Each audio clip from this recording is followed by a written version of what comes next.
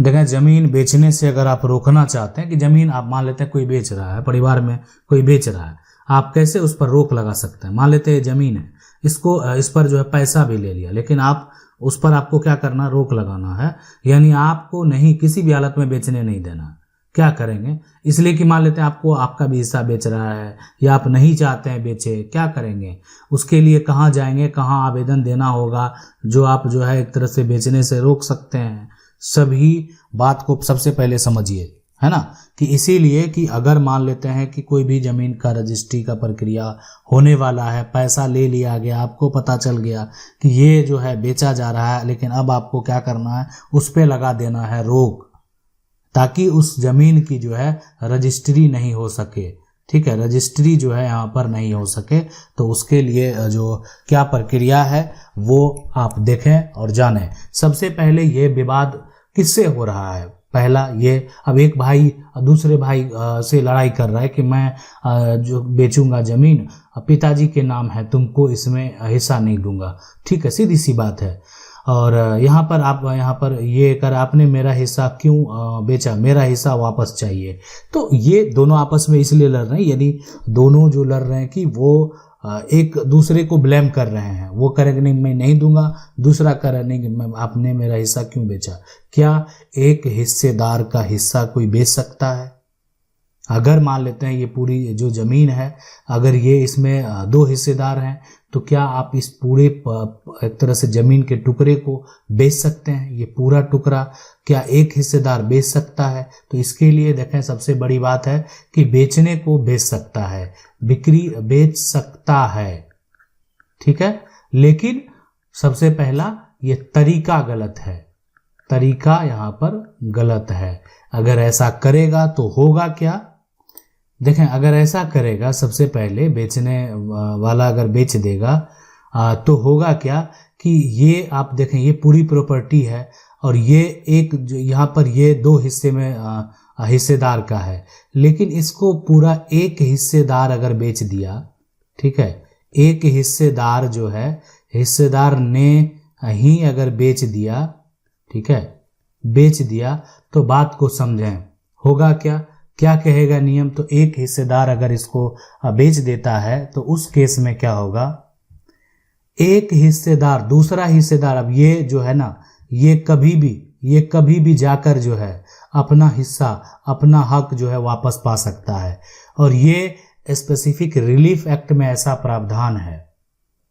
यानी कि अगर आप जो है शेयर बेचेंगे, ज्वाइंट है, आप उसमें पिता का नाम दर्ज था और एक भाई क्या किया, पिता का नाम संपत्ति है ना, पिता के नाम से जो है जमीन है। अब एक भाई क्या किया कि वो पूरे प्लॉट को बेच दिया, दूसरा भाई कभी भी उस तरह के रजिस्ट्री को कैंसिल करा सकता है, उसको पूरा अधिकार है कैंसिल कराने का। ठीक है, यानी वो कभी भी उसको जो है चाहेगा तो कैंसिल कराना तो कैंसिल करवा सकता है। तो ये पूरा प्रक्रिया है इसका। अब सवाल उठता है, सबसे बड़ी चीज है कि सबसे बड़ा जो सवाल उठता है ये है कि आखिर अब ये क्या होता है कि पार्ट बाय पार्ट भी कैंसिल हो जाता है। मान लेते हैं इसको अगर बेचा जाएगा, तो ये अगर पूरा बेच दिया गया है, तो एक भाई अगर इस पे कंप्लेन करेगा तो इसका 50% जो पार्ट होगा उसकी 50% की रजिस्ट्री जो है, यहाँ पर रजिस्ट्री कैंसिल हो जाएगी। ठीक है, 50% की रजिस्ट्री जो है कैंसिल हो जाएगी। तो ये वापस लाया जा सकता है, लेकिन सवाल जो उठता है कि आखिर क्या हम इसको बेचने से रोक सकते हैं?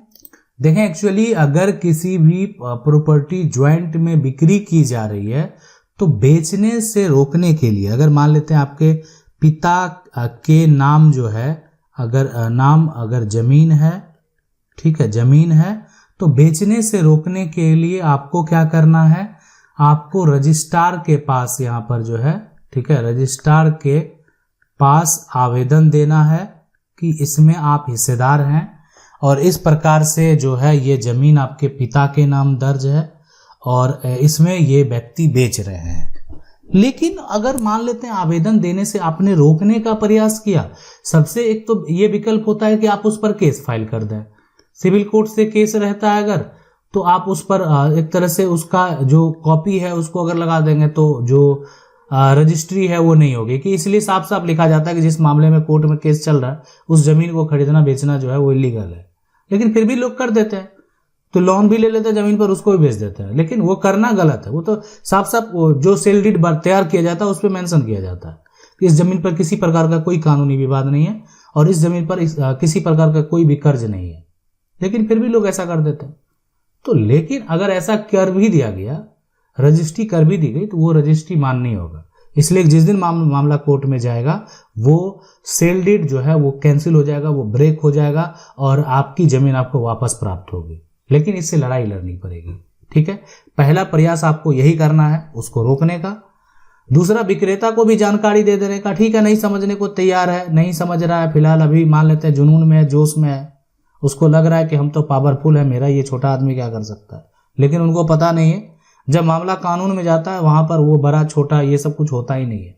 तो एक नज़र से आप देखें ना, एक नज़र से ध्यान देखें कि ऐसा थोड़ी है कि जितने लोग पैसे वाले हैं, बहुत सारे वो बड़े बड़े लोग हैं या जो छोटे लोग हैं, तो ये बड़े लोग जो है वो जेल नहीं गए, उन पर आरोप नहीं लगा है, और छोटे लोग जो है उनको फांसी हो गई। ऐसा हुआ है क्या? नहीं हुआ है।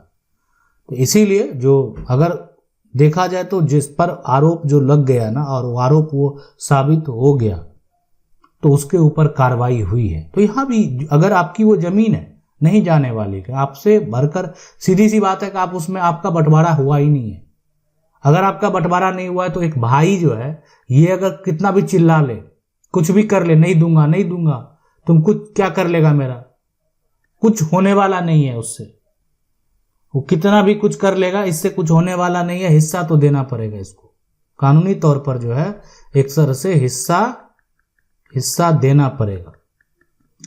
ठीक है, जब मामला कोर्ट में जाएगा, जब मामला कानून की नज़र में जाएगा, तो जितनी प्रॉपर्टी है सब में आधा का हकदार है वो। आप चाह कर भी, अब जैसे ये प्रॉपर्टी है ना, आप अगर ऐसे डिवाइड कर रहे हैं इसको, आगे यहाँ पर रोड है, आप एक को पीछे दे रहे हैं, बोल रहे हैं नहीं तुम पीछे लो, लेकिन वो कहेगा नहीं हम ऐसे लेंगे, तो कानून उसको उसी तरीके से डिवाइड करेगा।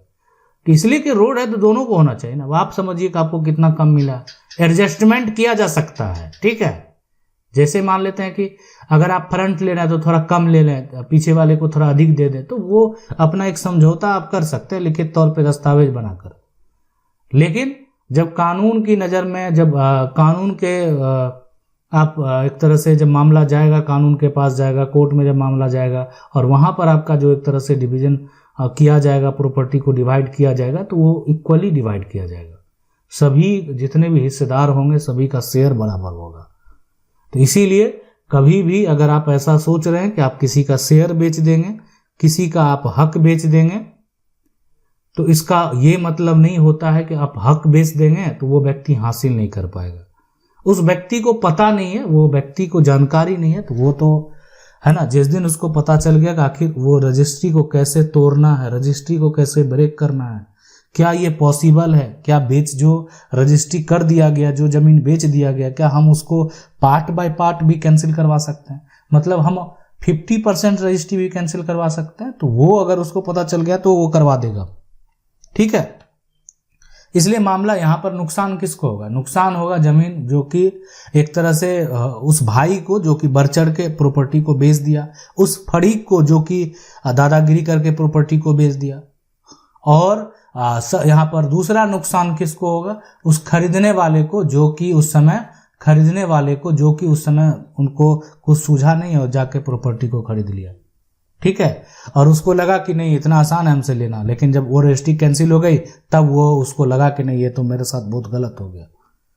तो ये इसलिए कि अब खरीदार के लिए भी राइट है, ऐसा नहीं, खरीदार के लिए भी तरीका है। खरीदार जो क्या करेगा, जो खरीद लिया है, अब वो तो पैसा लगा दिया, उसका पैसा तो डूब गया, वो तो वो क्या करेगा, उसके लिए भी कानून में विकल्प है।